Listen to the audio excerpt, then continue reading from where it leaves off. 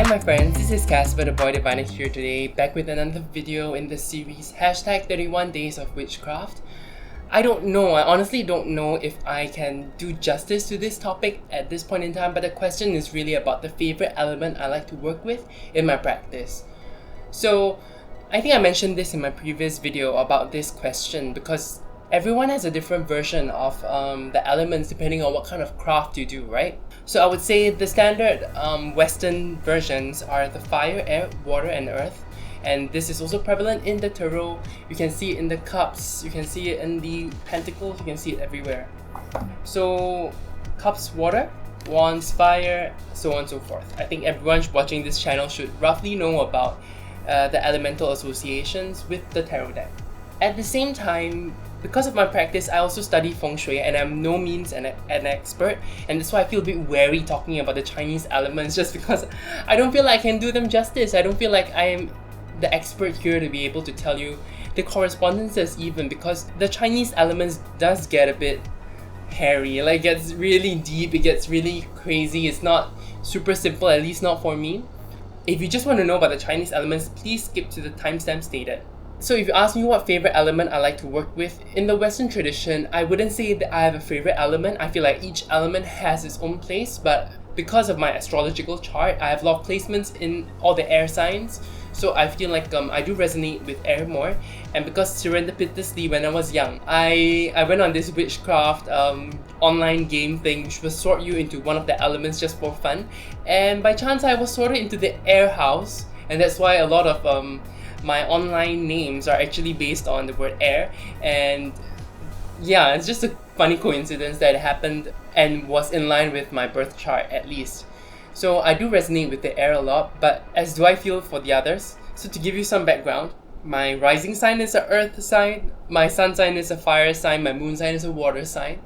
And then I have a lot of placements in air. So I do feel like if you look at that, I am kind of balanced in that sense. I don't know how true that is, but maybe that's why I don't really feel a lot of attachment to a certain element. Coming back to the Chinese elements right now, just because I feel like I answered the question, how it should be answered in the first 2 minutes, 3 minutes, I just want to talk about the Chinese elements on a high level, just because I feel like there's not a lot of English literature out there.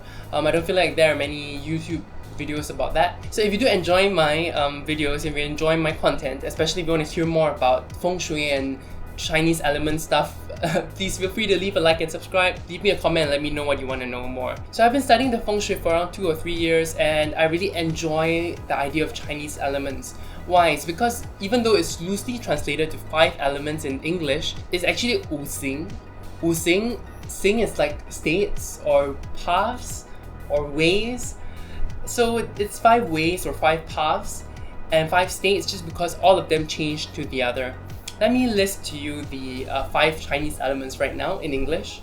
So it's wood, fire, earth, metal, water, and then back to wood. So when I mention this in this order, that is the production order, okay? Each of the 5 elements have a unique relationship to another. So basically, water, so let's start with wood, because wood is like the primary element, you know, that we study, we tend to start with. So wood produces fire because you burn wood to create fire.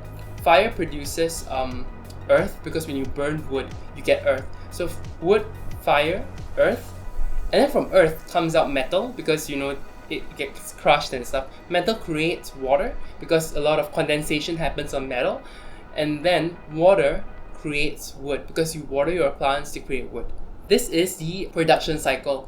So when you look at your Chinese birth chart, you have something called the day master, and that is your reference point. That represents what kind of person you are, and based on who you are, the different elements react differently to you.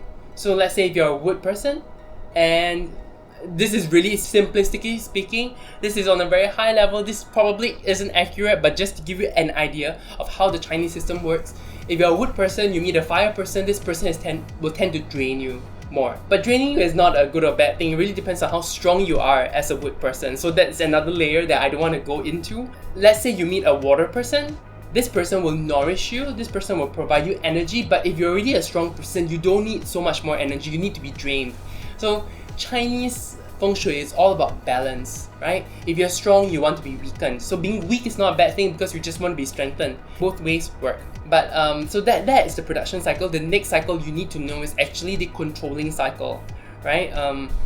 What does wood control? Wood controls earth because the roots of the tree holds on to earth, right? What does earth control? Earth controls water because in the river it follows the earth. It can't go out of the earth, right? It needs to follow where the earth goes.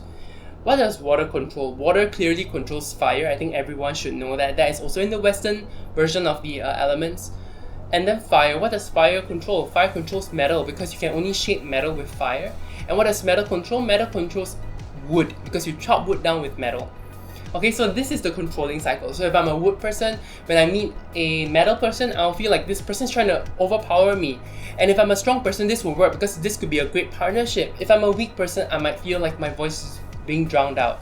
Again, this is an oversimplification. This is a gross simplification.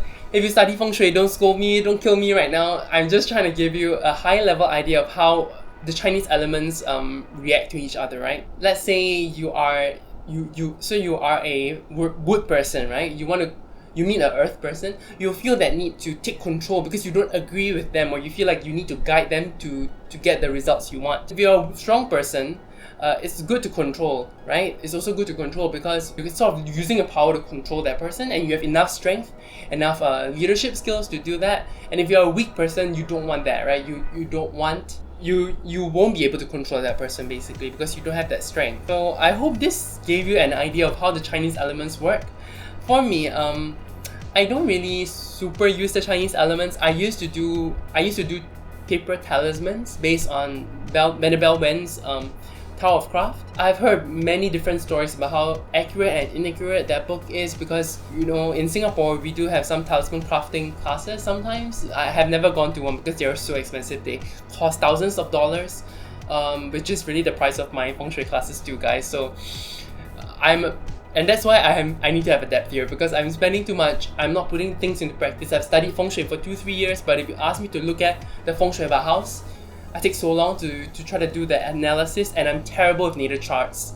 Natal charts, elements, all tough for me. In the Chinese birth chart, there are 12 characters at the bottom. Let's not get into that. Okay, I'm not going to talk about it because I don't know. I'm not good enough. If you talk about Chinese elements again, I feel like the problem with my chart is that every single element has a good and bad side to it just because of the person I am. I think I'm in a good industry for my birth chart, but my function is not really exactly the most suitable for what I should do.